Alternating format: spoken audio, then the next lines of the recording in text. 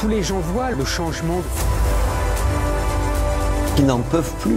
À des idées qui n'avaient plus cours depuis longtemps. Les choses ont évolué de manière très défavorable.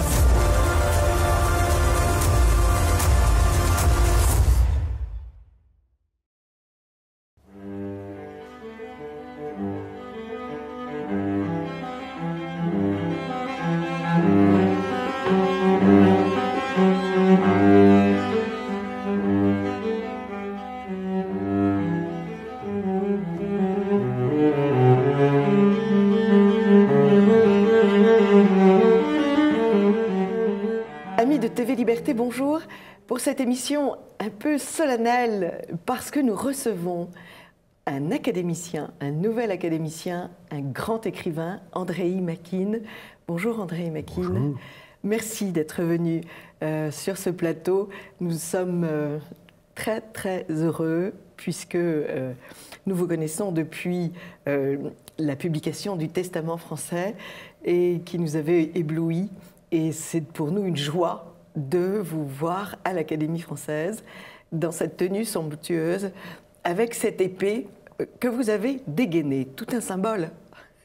Oui, enfin, un symbole qui n'est pas martial. Hein, que je pense que tout simplement la lame est si belle que j'étais tenté de la voir et de la montrer. Alors, j'ai envie de faire une comparaison. Vous êtes aujourd'hui à l'Académie française, après avoir écrit 17 livres magnifiques. Vous êtes arrivé en 87 en France en demandant l'asile politique, sans un sou. Vous arrivez à vous faire publier, après moult efforts, puisque on ne voulait pas reconnaître que le premier livre, La fille du héros soviétique, avait été écrit directement en français. Oui, c'était un subterfuge que j'ai inventé. J'ai présenté ce livre qui a été refusé un peu partout comme traduit du russe. Et c'est ainsi que la russophobie n'était pas encore aussi délirante comme aujourd'hui. Donc la Russie, enfin, ça voulait encore dire quelque chose de littéraire. Et donc le livre a été accepté. Et j'ai regardé des critiques. Un critique a dit que vous aviez eu un très bon traducteur. Donc le traducteur a été fêté, donc comme traducteur, vous étiez déjà célébré. Vous êtes né en Sibérie. Et il y a un autre homme en ce moment qui est très important en Russie, qui est Sergueï Lavrov, qui est le ministre des Affaires étrangères, dont on a dit qu'il était charmeur et intransigeant. J'ai envie de dire que cette définition vous convient parfaitement. Est-ce que c'est une caractéristique des habitants de la Sibérie? Oui, quand on vit au milieu des neiges qui durent quand même 9 mois dans l'année, et quand il fait moins 60, il faut être un peu diplomate vis-à-vis du cosmos et vis-à-vis de son prochain, qui n'est pas tendre non plus. Alors oui, l'une de vos thèses, c'est que la nature est infiniment moins cruelle que l'homme, tout de même. La nature nous accepte avec tous nos défauts. Et nous acceptons très peu de défauts de la nature. Nous essayons toujours de la maîtriser, de la concasser. Pourquoi? Vous avez vécu une jeunesse extrêmement dure dans cette Russie soviétique après la guerre. Vous avez fait partie de ces 56 millions d'orphelins, comme l'a dit Dominique Fernandez dans son discours d'accueil à l'Académie française. Tout ce qui ne me tue pas me rend plus fort, disait Nietzsche. C'est ce que... Ce n'est pas faux, ce n'est pas faux. En fait, tous les aphorismes sont un peu boiteux, mais celui-ci me convient. Et je pense que nous avons été vaccinés contre beaucoup de choses, contre les mensonges du régime, les mensonges médiatiques. C'est de là que vient peut-être ce degré d'indifférence chez moi vis-à-vis des mensonges. Il me révolte peu parce qu'on les a déjà vécus en Union soviétique. Vous connaissez ça par cœur. Je les constate, j'en parle et puis je les oublie. Mais ce qui n'est pas... Bon, on va en parler. Vous avez donné d'ailleurs des cours d'idéologie soviétique à Sciences Po, j'ai découvert ça. Oui. Enfin, je me suis référé à cet ouvrage de Berdiaïev, L'idée russe. Oui. Et donc l'idéologie russe m'a paru, comme titre en tout cas, assez intéressante. Je me suis dit pourquoi finalement ne pas faire le lien entre l'idée russe, comme le comprenait ce grand russophile Berdiaïev, et l'idéologie russe, puisque nous avons vécu sous le règne d'une idéologie. Mais là encore, est-ce que tout ce qui ne tue pas rend plus fort? Cette idéologie vous a rendu épris de vérité à un degré rare et à un degré qui n'est pas connu en France. Imaginez un journal soviétique qu'on lisait à cette époque-là. On cherchait un mot de vérité, et parfois ce mot dérivé. Et on divinisait le journaliste qui le disait. C'était bien sûr une espèce de sous-texte qui se cachait quelque part entre les lignes, mais on disait, tiens, ce mot-là, je le tiens. Un mot de vérité, il fait un gros clin d'œil au lecteur, un tout petit clin d'œil peut-être. Oui. Mais il a osé. Et le journaliste devenait pour nous un messie. Mais vous savez que c'est comme ça que nous lisons maintenant la presse. C'est comme ça que nous lisons les articles. Nous cherchons un petit coin de vérité. Non, je pense que les choses ont changé avec Internet. Les choses ont complètement changé. Oui, mais la presse écrite. La presse écrite. Mais qui lit la presse écrite encore? Alors, vous avez eu ce goût pour la langue française extraordinaire et ce don pour la langue française, puisque vous écrivez comme un merveilleux écrivain, vous êtes un merveilleux écrivain. D'où pouvez-vous nous expliquer qui vous a appris ce beau français? Je l'ai appris grâce à Charlotte Lemonnier qui apparaît dans le Testament français, cette grand-mère qui est devenue pour moi un personnage mythique, et c'est pour ça que je n'ai pas voulu lui donner des traits beaucoup trop caractéristiques. Je ne voulais pas la figer dans un personnage littéraire. Cette femme était beaucoup trop importante pour moi pour que j'en fasse, vous voyez, une ombre évanescente et littéraire. Et puis j'ai appris le français, bien sûr, à l'université, donc c'était un cursus tout à fait normal. Mais il y a une grande césure, à mon avis, entre parler une langue et écrire dans une langue. Oui. Enfin, tous les Français parlent français correctement, enfin, j'espère, mais est-ce qu'il y a beaucoup de Balzac et de Flaubert? N'écrivent pas de romans, voilà. Dieu merci. Un autre Russe écrivait très joliment le français, plusieurs autres Russes, c'est évident. Mais nous en parlions, c'est un autre académicien, Henri Troyat. Henri Troyat, oui. Qui a un charme fou. Quand on rentre dans un roman de Troyat, on est... Que j'ai rencontré quand il avait déjà presque 100 ans. Ouais. Et il est mort très très vieux, en gardant sa lucidité incroyable, en étant capable de parler de l'histoire russe comme s'il avait vécu tous ces épisodes. C'est ça qui était fantastique. Vous voyez, il va vous parler de Pierre le Grand comme si Pierre le Grand venait de le quitter. Oui. Cette histoire incarnée dans un personnage m'a épaté. Alors, ce testament français vous apporte du jour au lendemain la célébrité. Vous recevez le prix Goncourt, le Goncourt des lycéens et le prix Médicis. Ça a été comme une rafale de prix, c'était extraordinaire. Mais qu'est-ce qui est important finalement pour un écrivain? Un jour, j'ai rencontré avec le Testament français, grâce à ces prix, donc le public. Voilà, le public, et j'ai rencontré une dame assez âgée qui est venue avec sa maman, qui avait peut-être 90 ans. Et cette dame, cette vieille dame, m'a dit, « Messieurs, je suis en train de perdre ma vue, et votre livre sera le dernier livre de ma vie. » Vous savez, quand vous entendez cela, vous savez, tous les Goncourt et tous les Nobel ne valent rien à côté. C'est très joli, très très joli. Peut-être rendre hommage à cette éditrice qui a reconnu votre don et dont vous avez parlé à l'Académie française, Simone Gallimard. Simone Gallimard, c'est une éditrice à l'ancienne qui faisait une grande tournée en France elle-même. Elle allait dans les librairies, elle parlait aux libraires, elle parlait aux lecteurs. Ça ne se trouve plus. Le monde est devenu tellement mécanique, vous voyez, on parle que des chiffres. Tandis que là, Simone Gallimard portait cette bonne parole aux libraires, dont le destin du livre dépend souvent. Alors, vous avez écrit un livre que j'ai beaucoup aimé qui s'appelle « Cette France que l'on oublie d'aimer ». Il est étrange que nous soyons obligés d'apprendre l'amour de la France de quelqu'un qui vient de Russie. Un regard extérieur, oui. J'apprends souvent des choses sur la Russie, grâce aux étrangers, grâce, je ne sais pas, à Dominique Fernandez ou à Alain Carrère d'Ancos. C'est justement cette position cette distance plutôt entre le pays qu'on décrit et nous-mêmes nous rend beaucoup plus perceptifs. Et Vladimir Volkov, est-ce que vous l'avez lu? Oui, oui, le grand tsar blanc. Le grand tsar blanc. Oui.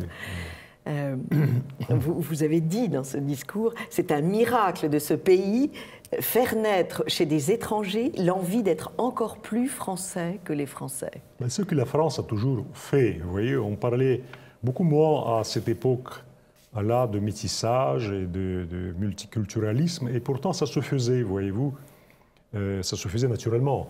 Oui. Mais il fallait suivre l'exemple, enfin les exemples et la pensée de Gaulle qui disait très simplement, on peut assimiler, on peut intégrer une personne, un homme. On ne peut pas intégrer un peuple. Oui, c'est là où la frontière passe. Bien sûr, oui, oui. Est-ce que vous allez écrire maintenant un livre qui s'appellerait « Cette Russie qu'on oublie d'aimer » ? Je pense qu'il y a des spécialistes de la Russie bien meilleurs que moi. Et puis, vous voyez, ma position sera toujours entachée par ma prétendue russophilie. Moi, je suis très critique vis-à-vis de la Russie, vis-à-vis de la Russie soviétique, vis-à-vis de la Russie moderne. Mais quand on est russe, vous voyez, tout de suite, vous êtes taxé de russophilie. Oui. Ce qui est quand même hallucinant, parce qu'en fait, c'est votre mère. On n'attaque jamais sa mère. Oui, Camus l'a déjà dit. Non, vous savez, le grand ami de Pouchkine, le philosophe russe Tchadaev, à qui Pouchkine, justement, reprochait de ne pas aimer assez, lui, qui était d'ailleurs d'origine africaine, Pouchkine, et qui reprochait à Tchadaev, son ami philosophe, de ne pas aimer assez la Russie, Tchadaev répondait « Je ne peux pas aimer ma patrie les yeux fermés ». Donc il faut être critique, c'est tout à fait normal. Oui, c'est l'amour les yeux ouverts. Oui, les yeux ouverts, oui. Il y a un autre homme qui a eu un peu déjà, enfin qui a eu quelques années avant vous, ce même regard d'amour de son pays, puisqu'il est revenu dans son pays, mais de critique importante, bien sûr, de son pays, c'est Solzhenitsyn. Oui. Il a fait ce grand retour et il n'a pas toujours été compris par les Russes à l'époque, enfin les Russes qui venaient de sortir de ce régime soviétique. Il a été assez mal jugé. Il était pris à partie comme ça, avec des arguments un peu, comment vous dire, pas justifiés du tout. Pas justifiés du tout. Et Solzhenitsyn a fait quelque chose de gigantesque qui peut être comparé au message de Chalamov, mais qui est beaucoup plus historique, c'est-à-dire beaucoup plus ample. Là où Chalamov était plutôt un psychologue du Goulag, Solzhenitsyn était l'historien du Goulag. La seule chose qu'on pourrait véritablement lui reprocher, mais sur le plan littéraire, c'est qu'il n'a parlé de tout ce qui entourait le Goulag. Là, si ces 200 millions de personnes, qui n'étaient pas au Goulag quand même, n'existaient pas, mais elles existaient, ces personnes, comme si, vous voyez, en parlant de la période de collaboration en France, je ne parlais que de résistants et des collabos. Mais non, attendez, il y avait quand même 38 millions de Français qui vivaient entre les deux et qui étaient complètement perdus dans l'histoire. Oui. Alors que vous, Andrei Makin, dans ce dernier livre paru au mois d'août, L'archipel d'une autre vie, on entend résonner les échos de la guerre et les échos des camps de prisonniers. Dans tous vos livres, d'ailleurs, il y a toujours ce spectre de la prison, ce spectre de la mort, ce spectre de la guerre qui vous hante et qui finit par nous hanter nous-mêmes. Enfin, comparaison n'est pas raison. Mais si on pouvait comparer les deux époques de terreur, votre terreur révolutionnaire et la terreur stalinienne, la différence qui saute aux yeux tout de suite, c'est la durée. La durée chez vous, c'était beaucoup plus court, c'était quelque chose de très violent, mais assez réduit dans le temps. Tandis que 70 ans, c'est plusieurs générations de Russes. Il avait des grands-pères, il avait les parents, il avait nous, la dernière génération soviétique. Puisque tous ceux qui nous ont suivis, ils n'ont pas connu cette Russie où les gens souvent dormaient habillés parce qu'ils savaient qu'ils allaient être arrêtés. Mais pas le matin, à 2 h du matin. Vous avez raison, à 2 h du matin, mais en pleine nuit. Et pendant des semaines, ils dormaient habillés en sachant que voilà, il faut partir et ne jamais revenir. dans cet archipel d'une autre vie, il y a une scène, plusieurs scènes très, très émouvantes. C'est la scène de l'enfant, du jeune de l'orphelinat, qui raconte qu'on n'a pas pu enterrer son père parce que la terre était gelée. Mais qu'on n'attaque pas les parents chez des orphelins parce que les parents sont sacrés, bien évidemment. Et vous racontez que les enfants de prisonniers étaient mis dans des orphelinats à part. Oui, pour ne pas les mélanger justement aux enfants soi-disant sains, pour que le message ne se transmette pas, parce que les enfants, ils bavardent entre eux. Ils auraient pu dire la vérité en disant « Mon père, vous savez, il a été fusillé ou il a été emprisonné. Il est mort justement dans ces conditions atroces où le corps est resté gelé, comme une bûche gelée, pendant des mois, parce qu'il fait moins 60 en Sibérie, donc on ne peut pas l'enterrer. » Alors, restons sur l'archipel d'une autre île qui a une construction tout à fait étonnante, puisque ce sont ces deux poursuites qui s'emboîtent l'une dans l'autre, une première poursuite et un récit très très long. On sent toujours chez vous un amour de la nature extraordinaire, parce que pendant toutes ces pages, auxquelles nous ferons seulement allusion, parce que je ne veux absolument pas tuer le suspense qui est quand même énorme, cette marche dans la nature, on sent que vous êtes parfaitement à votre aise.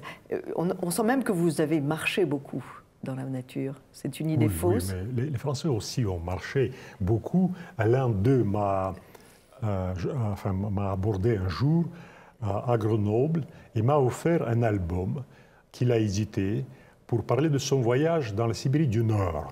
Dans la Sibérie du Nord, où j'ai passé seulement 3 jours pour écrire La terre et le ciel de Jacques Dorme. Il s'est inspiré de ce livre. Et cet homme qui a dépassé la soixantaine, c'était un retraité. Vous imaginez la force de l'imagination de ces Français d'antan. Et avec ses copains, ses amis, ses camarades, ils ont fait un long parcours. Ils se sont perdus complètement dans la toundra. C'était une épopée. Il a édité donc un album d'après ce roman de Macquin, La terre et le ciel de Jacques Dorme, mais sur les traces de ce roman. Il avait un livre de poche de Macquin dans sa poche et il a parcouru des paysages complètement, enfin des contrées inhabitées et il est revenu sain et sauf. Et donc, vous voyez, mon héroïsme cosmique, il est tout à fait à relativiser.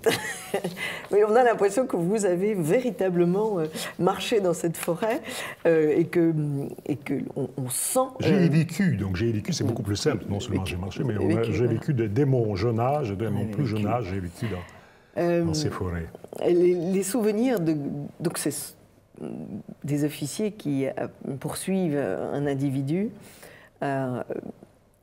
et on sent que leurs nuits ne sont pas paisibles, ces officiers. Ils sont déchirés. Ils sont déchirés parce que en quelques jours, ils vont comprendre d'abord leur situation dans ce régime qui est tout à fait spécial. Ils le découvrent véritablement. Et quand on vous raconte, c'est une chose. Quand on le vit et quand le régime vous dit, écoutez, il y a un homme qui s'est enfui, c'est un prisonnier du goulag, il faut le capturer ou l'abattre. La question se pose différemment. Ce n'est pas une victime en général, ce n'est pas une victime abstraite, c'est tout simplement quelqu'un à qui je vais planter une balle dans la tête. Et pourquoi? La question se pose. Est-ce qu'il est véritablement coupable? On l'a taxé d'ennemi du peuple. Mais qui sait si c'est vrai ou non? Et surtout qu'ils ont déjà sans doute entendu des milliers de récits de ces gens qui ont été, qui étaient complètement innocents et pourtant poursuivis et abattus. Et puis l'expérience de chacun de ces hommes est très différente. Il y a l'homme du parti qui a obéi et qui a flingué à tout va, à tel point qu'il cauchemarde la nuit et il répète le mot nuque, nuque, nuque, parce qu'il a, comme à Katyn... Ces nuques me regardent, oui, parce qu'il mettait des balles. Des balles dans la nuque des gens. Le jeune officier timide qui se forge une allure d'acier, mais qui en réalité est très fragile et qui veut arriver, l'ambition qui le dévore. Oui, qui le dévore, oui. Celui qui a tout compris, les deux autres qui ont tout compris, les deux autres personnages, Vassine et Gartsev, qui est... on a l'impression que cette amitié est l'une des joies du livre. Il n'y en a pas beaucoup de joie dans ce livre. Oui, vous dites, en dehors de la joie ils ont finale. tout compris, ils sont en train de tout comprendre. Et vous voyez, ce qui est peut-être le plus signifiant dans ce dialogue, c'est que le dialogue peut s'instaurer non pas seulement entre ces hommes, ils s'enrichissent beaucoup dans le dialogue, tout en se disant, mais est-ce qu'il va me trahir? Est-ce qu'il va me dénoncer? Oui. Parce que l'ambiance, c'est quand même comme cela. L'ombre de la dénonciation est Est-ce que le mot que je confie à autrui va me sauver, va quand même me raffermir, me rendre plus fort, ou bien au contraire, c'est un jugement de mort que je prononce en me confiant? Mais il y a aussi un dialogue qui s'instaure entre ces gens, entre ces soldats, ces poursuivants et la victime. Oui. Et la victime, c'est un dialogue sans parole, muet. Mais il commence à comprendre ses gestes, il commence à comprendre la fragilité d'autrui. Et je pense que c'est la base même de l'humanité, comprendre que notre prochain est fragile, qu'il nous renvoie à cette fragilité. On est tous ici si fugaces. Et les gens qui ne le comprennent pas, ou ils se mettent dans la posture de Superman, ou bien tout simplement ils deviennent très lâches. Mais quand on a compris la fragilité d'autrui, c'est peut-être, on est un peu croyant déjà. Oh, c'est très important ce que vous venez de dire. Il y a une poétesse française qui dit « On a si peu de temps pour s'aimer sur la terre ». C'est Marie-Laure de Noailles. Ah, mais j'allais le dire. Il a dit quelque chose d'encore peut-être plus beau et moins psychologique. Il a dit, elle a parlé d'une soirée, il a dit « Et pourtant, nous n'aurons plus jamais notre âme de ce soir ». Ça, c'est magnifique. Nous n'aurons plus jamais notre âme de ce soir. Donc, oui, toute la fugacité. C'est la poétesse de l'instant qui s'enfuit. Qui s'enfuit, mais qui reste quelque part. Et qui reste, bien sûr. Alors, vous prononcez ce mot « croire », et pourtant, vos personnages refusent de croire. Ils croient en un ailleurs, un avenir, un ailleurs, puisqu'ils vont... L'un d'eux... va arriver dans cet archipel et se créer une autre vie. Mais c'est la seule espérance qu'il a. Il n'a pas d'espérance d'un ciel, il n'a pas l'espérance d'un ailleurs éternel. On a l'impression que le régime soviétique a fait bien son travail et les routes vers le ciel sont fermées. Mais ne croyez-vous pas que ce soit plutôt les prêtres qui ont fait leur travail avant? Ne croyons plus. Ce sont des prêtres qui étaient dans le rituel, qui étaient des notables du régime, un peu comme en France avant la Révolution. Non, le travail a été fait avant. Oui, ou de nos jours avec des gens qui ne croient plus. Voilà. Les crapules arrivent toujours plus tard. Les crapules sanguinaires arrivent plus tard. Mais avant les crapules passent ce qu'on appelle les bons dieux arts, les faux croyants. Vous voyez, ils préparent le terrain. Et puis les crapules, comme Staline, arrivent et cassent tout. Et ramassent la mise. Voilà. Et donc je pense que quand Vassine, c'est de lui que vous parlez, quand il dit « Oui, j'ai rencontré au Goulag un prêtre, il me parlait de l'espérance, il me parlait de l'au-delà », il était dans son rôle.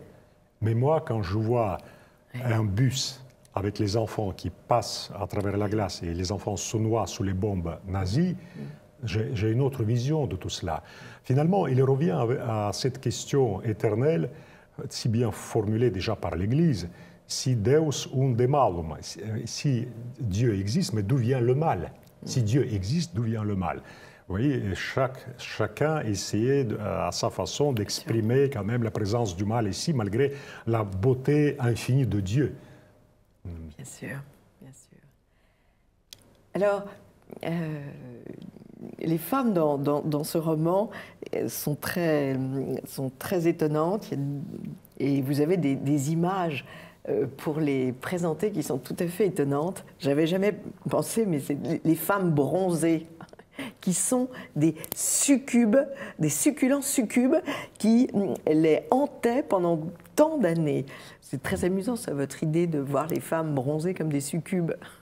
Ah oui, non, il parle de la mer Noire, et je parle des orpailleurs, des chercheurs d'or clandestins, dont j'ai rencontré quand même quelques-uns, un certain nombre, et ces gens qui passaient des mois, sinon des années dans la solitude totale, en accumulant ces pépites d'or, justement pour vivre ces moments délicieux qu'il imaginait délicieux, sans doute, dans les bras de ces femmes. Et cette autre femme, la jolie Tzveta, avec son air de valser sur les nuages. Ça, je trouve que c'est très, très joli. Oui, très jolie image. Il faut avoir peut-être une lecture féminine. Soyons sexistes pour remarquer ces choses. Nous avons des façons de voir totalement différentes. J'assume, il n'y a pas de problème. Et le vitrail du ciel. Votre personnage est enterré vivant.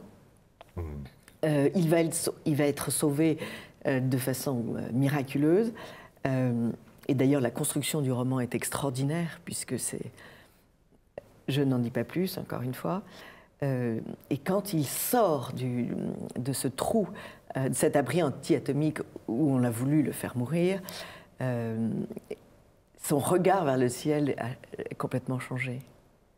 Non, il a été enterré, dites-vous, mais c'était un exercice militaire. Il fallait rester dans un abri anti-atomique pendant une nuit en éprouvant... On avait quand même bouché l'aération. Enfin, c'était un abri très ancien, donc finalement, il ne fallait pas y envoyer des soldats, mais par vengeance, un officier l'a envoyé là-bas. Mais ça, en même temps, ça nous en dit long sur l'ambiance de l'époque. C'est en cela que le roman est extrêmement actuel. Enfin, il a été rattrapé par l'actualité. Quand il est sorti, c'était encore, enfin tout le monde, toute l'Europe espérait que c'est Madame Clinton qui allait gagner. Mais Madame Clinton jouait les cartes sur table, et il faut le reconnaître, malgré son côté parfaitement mensonger. Elle disait on va bombarder d'abord l'Iran et puis la Russie. Et la Russie, enfin, il y a quand même un certain nombre de journalistes honnêtes qui disent que les mêmes plans visaient aussi la Chine. Mais ce qui est intéressant, c'est qu'en 1952, c'était déjà les projets des Américains. Les archives sont déclassifiées maintenant, et on voit très bien que pendant la guerre de Corée, les Américains qui possédaient seuls la bombe atomique, ils se disaient, tiens, voilà, on va anéantir les deux pays qui nous gênent sur cette planète, la Russie et la Chine communiste. Et l'avenir a montré que c'est ce qu'ils font quand il y a un pays qui les gêne. Le bombardement à haute altitude, à basse altitude, à toutes les altitudes, mais... Oui, ça a toujours été le cas. Je pense que les États-Unis ont connu seulement 15 ans de paix. Sinon, ils ont toujours mené 200 ans d'histoire. 15 ans de paix, c'est-à-dire quand ils n'ont pas mené les guerres, quand ils ne bombardaient pas. C'est peu quand même, 15 ans sur 200 ans d'histoire. C'est peu, oui. Vous avez d'ailleurs été très sévère et vous avez réagi aux accusations contre la Russie en disant que les journalistes étaient à l'extérieur de la Syrie, ne voyaient rien et racontaient comme s'ils étaient sur les lieux. Oui, nous sommes déjà dans cette réalité virtuelle, mais en Irak, c'était déjà un peu le cas. Maintenant, ça s'est développé. Vous savez que les photos des enfants dernièrement publiées, elles ont été fabriquées en Égypte, devant un immeuble en démolition. Un photographe assez malhonnête a pris des photos d'une jeune fille qui l'a maculée de rouge. Ça ne veut pas dire qu'il n'y ait pas eu d'enfants, de victimes. Bien sûr. Et la guerre n'est pas hurle de colère quand on voit ça. C'est vrai, c'est terrifiant. C'est terrifiant, mais la guerre, c'est la guerre. On ne peut pas faire autrement. Les Américains ont fait pire en Irak, les Français et les Anglais ont fait pire en Libye, et malheureusement, c'est ainsi. Il ne faut pas déclencher les guerres. Moi, je pense qu'avec même n'importe quel petit tyranno, on peut toujours discuter, on peut négocier, et l'honneur des grandes puissances, elle est là. De maîtriser. Pouvoir maîtriser les situations sans déclencher ces guerres à répétition. L'effroyable tragédie ukrainienne, vous l'avez rappelé, a été fomentée à Washington. Sur tous les étages du pouvoir ukrainien, il y a toujours des conseillers des CIA, enfin de CIA, des conseillers des services secrets. Et une photo d'ailleurs était assez comique. C'était John McCain, que vous connaissez, un sénateur terriblement anti-russe. Et on voyait le maire de Kiev, un grand échalas, un ancien boxeur, qui fait peut-être 2 mètres 20, et John McCain qui était tout petit. C'était presque touchant de voir ce géant qui s'inclinait pour lui demander des conseils. On disait cette petite chose, vous voyez, qui va gérer maintenant la politique ukrainienne, mais quelle misère, quelle misère. Comment expliquez-vous alors votre épée, votre magnifique épée porte plusieurs symboles. Le premier, le plus important, c'est cette phrase en latin. Est-ce que vous pouvez nous expliquer? Oui, verba rebus imprimere. Une phrase de Cicéron et qui dit quelque chose de très simple et en même temps de surprenant aujourd'hui. Mettre les mots sur les choses. Oui. Vous voyez, ce que la presse, l'écrivain, les intellectuels, les penseurs devraient faire tout le temps. C'est leur travail. Oui, c'est-à-dire clarifier les mots, oui, pour ne pas augmenter le malheur du monde, disait Camus, n'est-ce pas? Trouver les mots justes pour les choses qu'on voit et qui sont incontestables. Et quand on s'est trompé, il faut dire, écoutez, j'enlève cette étiquette, je me suis trompé. Oui. Voilà, je fais acte de pénitence, de contrition, je me suis trompé. Voilà. D'ailleurs, je pense que c'est New York Times ou Washington Post qui a fait cela, en disant, écoutez, on s'est complètement trompé concernant Poutine, concernant Trump, oui, mais la Russie aussi, on le reconnaît. Donc, il y a un autre homme qui a fait ça, c'est Lacouture, quand il a dit que Phnom Penh avait été libéré par les communistes. 30 ans après, il a nuancé. Et donc, je pense que c'est tout un programme. Vous voyez, ce petit mot de Cicéron pourrait devenir aujourd'hui un programme presque, comment vous dire, révolutionnaire. C'est une révolution verbale. Mais est-ce que les idées n'ont pas pris le pas sur les choses? Le réel est nié. Oui, mais on a parlé de la réalité virtuelle. On vit dans une réalité complètement parallèle. Donc, de temps en temps, quand même, il faut déchirer le paravent et puis voir ce qui se passe derrière le paravent. La propagande est à 100% ou 120%, c'est évident. Et je le juge, comment vous dire, avec beaucoup de recul, parce qu'on a connu ça en Union soviétique. Donc, je suis bien placé pour le savoir, ce qu'on a vécu. Et comme je vous ai dit, pour nous, les vrais journalistes, c'était des dieux vivants, parce qu'ils osaient, mais timidement, sinon ils étaient envoyés au goulag. Mais ils le disaient quand même par un petit clin d'œil, par un petit mot. Ils essayaient toujours de passer la vérité, de nous faire comprendre la vérité. Alors, toujours sur votre épée, il y a j'ai lu qu'il y avait une histoire de petite grenouille, une princesse des contes russes. Oui, c'est un peu les métamorphoses à l'Ovide, oui, parce qu'il y avait des métamorphoses aussi dans les contes russes. Et cette métamorphose, pour moi, c'est une source d'espoir. C'est un jeune prince russe à qui on dit « tu tires donc ta flèche ». Et là où la flèche tombe, tu trouveras une jolie princesse. Oui. Et il le fait, et là où la flèche tombe, c'est une petite grenouille qui tient cette flèche. Donc vous imaginez la déception de ce jeune gars. Mais c'est une princesse qui a été transformée en grenouille. Qui a été transformée. Vous connaissez mieux que moi les contes russes. Voilà. Et quand il faut un jour... C'est un classique des contes dans le monde entier. Je pense que c'est un sujet, c'est un des sujets. Et il n'y a pas que les princesses qui sont transformées. Quelquefois, les princes sont transformés aussi. Voilà. Et donc, finalement, quand il faut danser, la boîte dans laquelle il conserve sa petite princesse tombe et tout à coup, elle devient une merveilleuse princesse. Oui. C'est très joli, très, très joli. Et donc, c'est la langue que vous libérez, en quelque sorte? Non, on pourrait lire symboliquement de mille façons ce conte en disant, écoutez, ou bien on se réduit, nous, à notre naissance biologique, à notre identité biologique et notre identité sociale, et après on dit on n'est que cela. Mais si on a dit cela, qu'est-ce qu'on devient? Un petit tas de cendres un jour, parce que nous vivons très brièvement sur cette terre. Et ce tas de cendres veut survivre, donc il essaie d'empiéter sur les autres, il veut accomplir son programme génétique ou spermatique, oui. Et puis finalement, qu'est-ce qui reste de ce tas s'il n'y a rien d'autre? Et je me dis, il y a dans cette métamorphose, dans cette transfiguration, il y a quelque chose qui peut sortir de ce tas de cendres et devenir un vrai être humain. Et en quelque sorte, trouver l'éternité. Ici-bas, qui n'est que la toute première lueur de ce qui nous attend, enfin, ce qui nous attend si on y croit dans l'au-delà.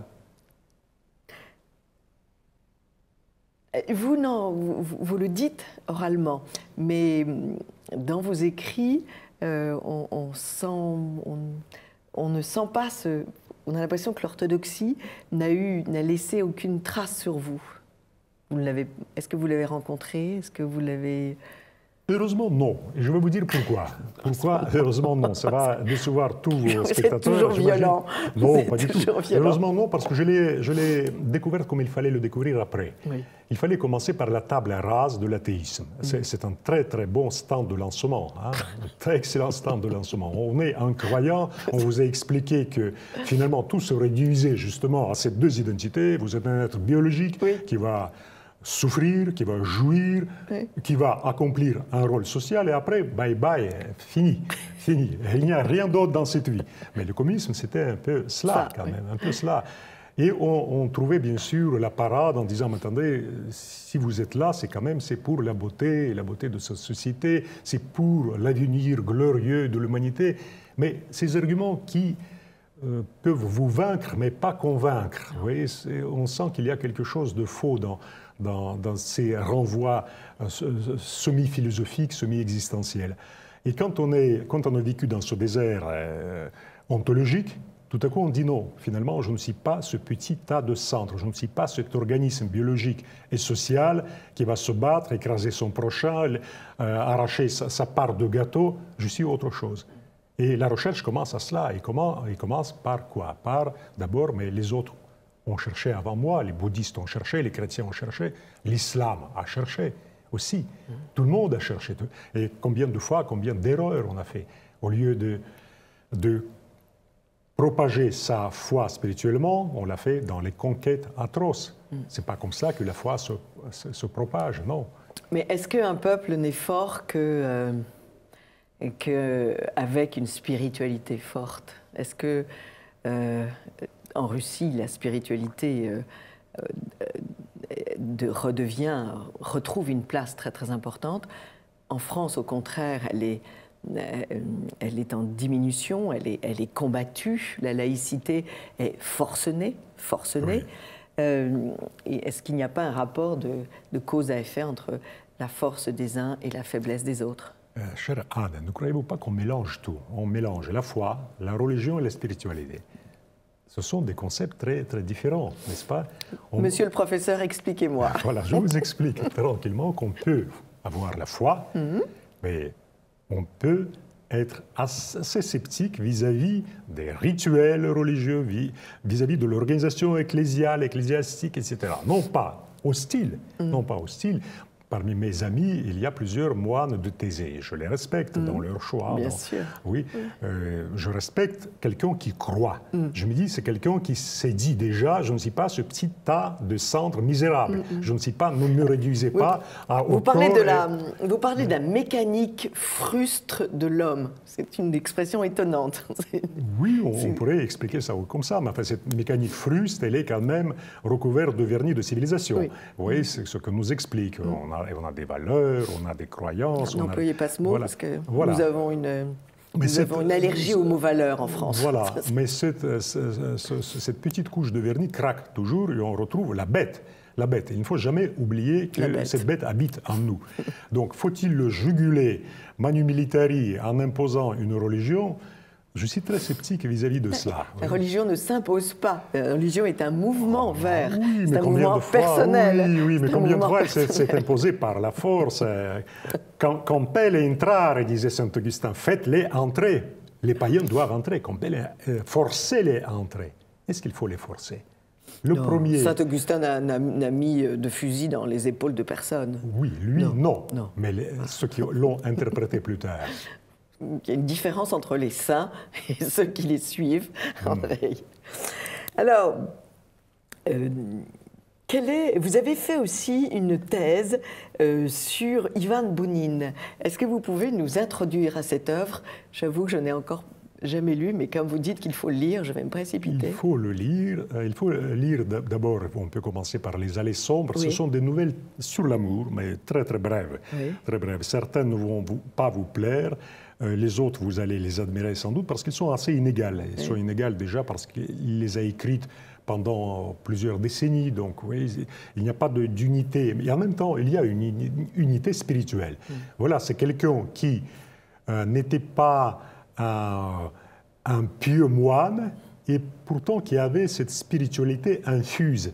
Vous avez parlé de l'orthodoxie, mais le meilleur de l'orthodoxie, c'est cela. C'est une spiritualité qui est là autour de nous, comme une sorte de dimension à laquelle on peut adhérer. Mais il n'y a pas derrière nous qu'on peut entrer avec un bâton qui nous fait entrer dans cette spiritualité.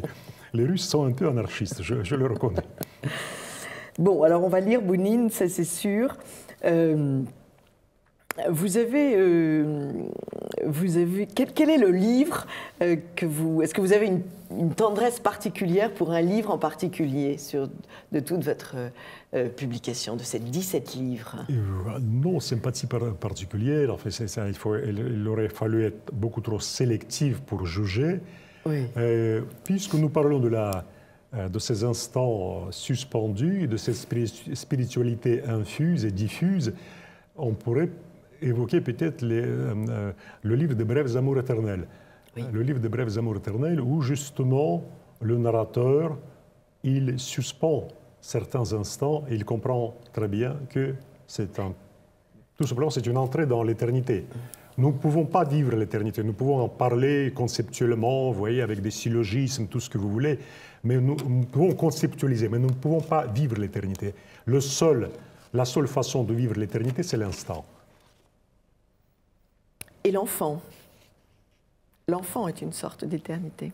De quel âge, Anne? L'enfant que l'on fait naître, l'enfant auquel on donne la vie.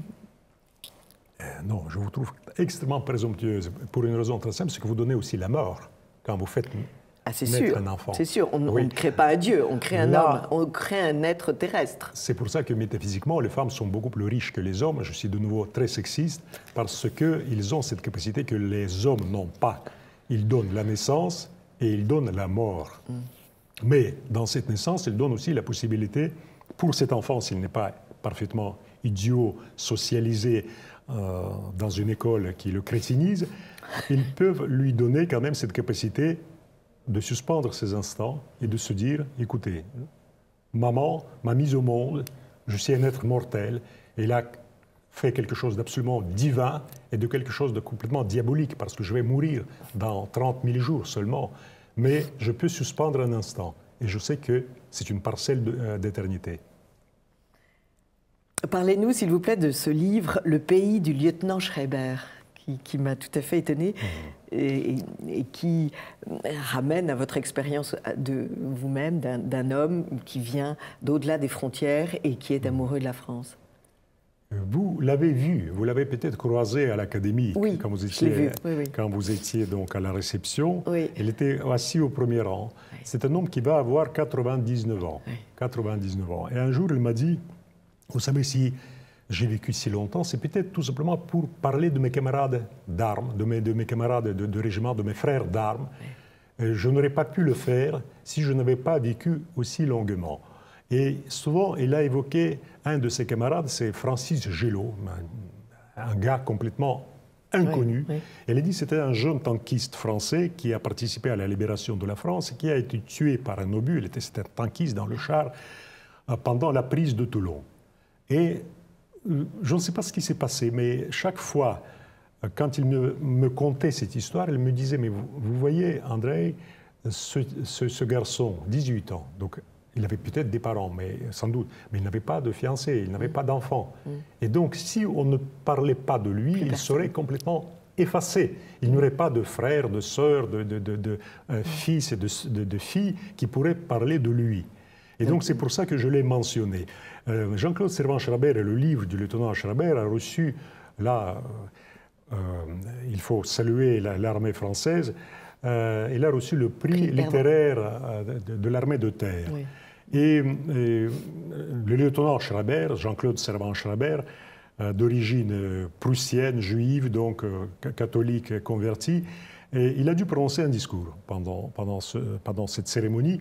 Et tout le monde avait un peu peur avec son verre de champagne en disant, ces vétérans, on les connaît. Il va dire, en 1939, quand je me suis engagé, je me dis, ça va durer 2 heures. Il a dit 5 phrases. 5 phrases. Il a dit, écoutez, nous fêtons aujourd'hui, c'était en 2014, nous fêtons aujourd'hui le 70e anniversaire du débarquement en Normandie. Mais il y a eu aussi un débarquement en Provence. Oui. J'y étais et j'ai vu mes camarades tomber. Ces camarades, je les porte toujours dans mon cœur. Sa voix s'est coupée ici, je me dis, il va sangloter, il va éclater en sanglots. Il s'est repris avec toute sa force de ce vieil homme digne et il a dit cette phrase qui a arraché les larmes à tout le monde, et chaque soir dans ma prière.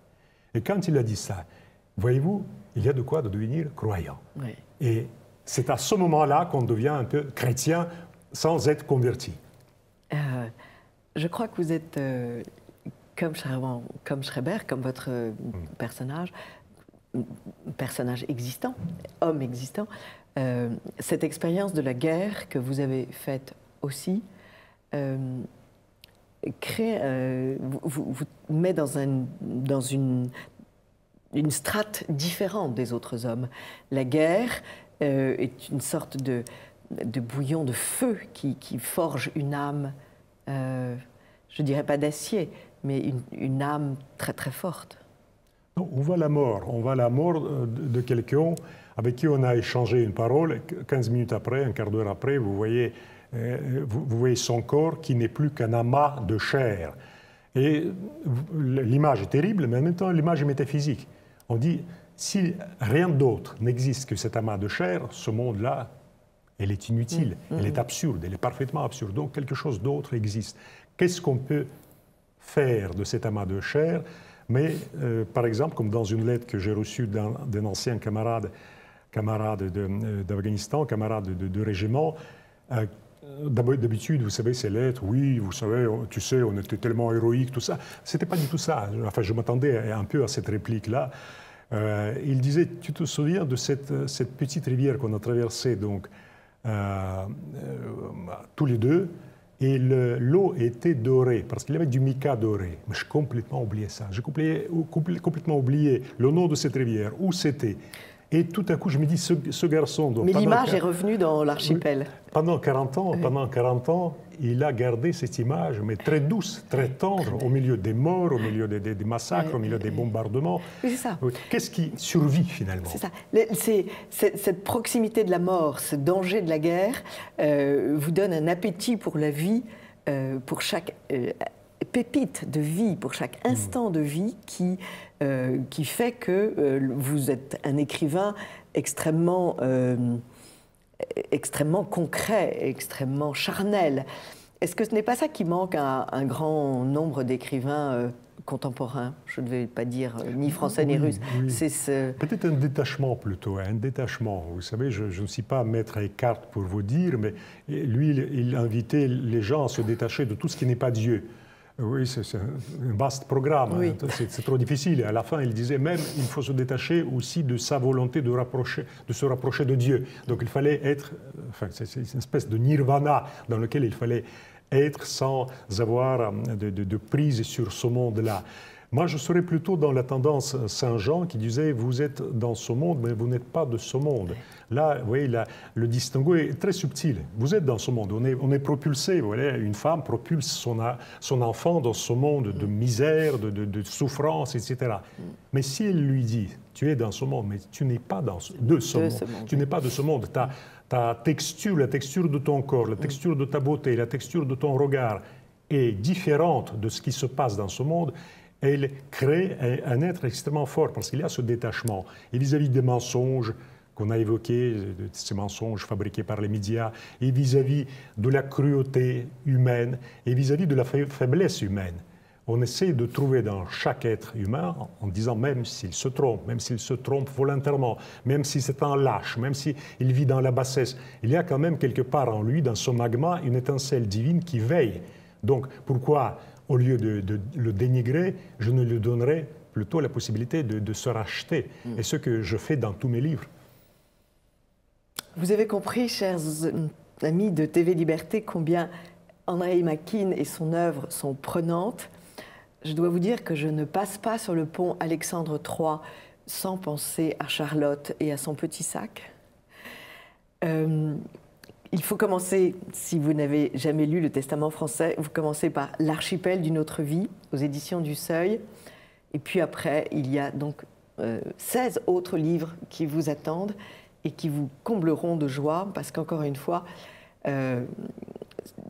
est-ce que si je dis que vous êtes un alcool fort, Andréï Makine, en parlant comme une Française, non pas en faisant appel à d'autres métaphores russes, mais est-ce que si je dis que vous êtes un alcool fort, cela vous plaît comme comparaison? Alcool fort. Moi, je préfère les vins français à l'alcool. Vous m'avez trop gallicisé, voyez-vous. Aucune chance avec ce russe. Et moi, je suis un petit peu russe, donc... Oui. Merci beaucoup, Andréï Makine, de nous avoir fait l'honneur de venir ce matin. Quel autre académicien allez-vous aider? Je pense à un ami qui nous est commun et qui est un grand écrivain aussi, plus jeune, Sylvain Tesson. Je le verrais bien à vos côtés à l'Académie française. Tesson, oui, Sylvain Tesson. Sylvain Tesson qui a écrit un chef-d'œuvre à l'Axe du Loup. L'Axe du Loup, oui. L'Axe du Loup. Et j'espère qu'il reprendra le même chemin. Il a un peu dévié de ce chemin-là, hélas, hélas. Je le dis parce qu'il doit m'entendre quelque part. J'espère qu'il m'entendra. Je le dis d'ailleurs à son ami Jean Raspail. Oui. Jean Raspail, je le dis beaucoup plus sévèrement. On était entre hommes, là. D'homme à homme, je lui dis ce que je pensais de cette déviation. Je l'ai redit à Sylvain Tesson, comme c'est un homme éminemment intelligent, il a tout compris. Il a tout compris. Maintenant, après sa blessure, je lui dis que Dieu lui a donné un chiquenaude pour dire, cher ami, vous êtes un être rare, vous êtes un être d'exception, vous êtes un élu. Et regardez ce que vous devenez. Donc maintenant, je pense que ma leçon a été entendue. Il va redevenir le grand Sylvain Tesson qu'on a connu. Je verrai bien Jean Raspail et Sylvain Tesson à vos côtés à l'Académie française. Je pense que vous passeriez des après-midi délicieuses. J'imagine. Merci Andréï Makine. Merci. Amis de TV Liberté, à très vite pour d'autres rencontres sur Perles de Culture.